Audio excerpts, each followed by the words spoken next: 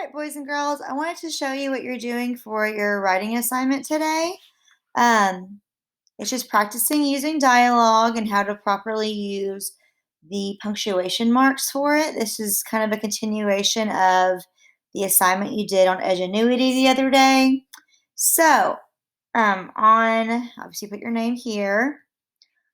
The first one, you're just, dialogue is a conversation. It's just kind of like a comic strip where you have the speech bubbles. If you have speech bubbles, you wouldn't need the quotation marks. You can just kind of say what those two characters would say.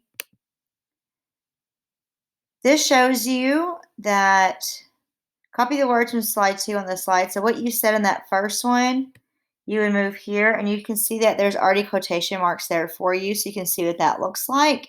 So you're just basically rewriting what you did in slide 2. Slide 4, excuse me, I just woke up, so my throat's a little scratchy.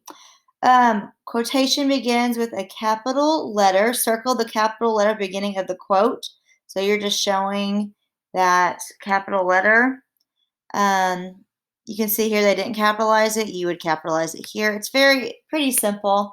Two main parts of a quote. You're going to move what was said here and the part that identifies the speaker here. So if it said, like answer John, that would be in the orange box. And then it says, what do you notice? Now, this is something that you need to notice on your own. So what do you notice about when it's something that's said? What do they do to what's said? And what do they do? What about the part that's identifying the speaker? So kind of look and see what they did there. Trying to click, there we go. Identify the speaker first. There's different patterns to how dialogue can be done.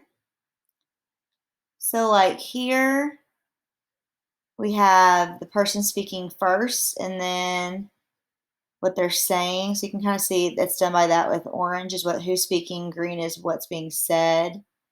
Type the sentence, and so you're going to just basically recopy what they had here so you can practice where those quotation marks are and where the punctuation marks are.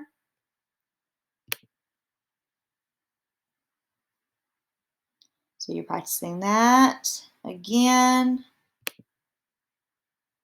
There was a lot more patterns they showed, but I only did just the first pattern, excuse me. Fill in the blanks to create your own sentence. So someone is saying something, what are they saying? And then I did have you do a pattern 2 where the speaker's at the end.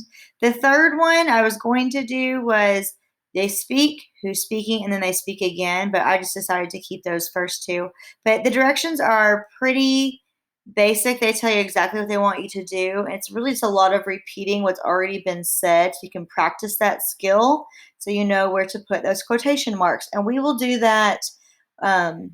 Right now we are writing our rough drafts in class, so when you are adding dialogue, if you haven't already, we'll practice putting those quotation marks and all of that in there, or maybe even adding dialogue if we haven't done that yet. Let me know if you have any questions. And I'm going to do a secret word. It's been a while since we've had one for writing. Since it's all about dialogue, I'm going to say the secret word is going to be comic, because in comics, they use a lot of dialogue to tell the story. So comic is your secret word, like a comic strip. Comic.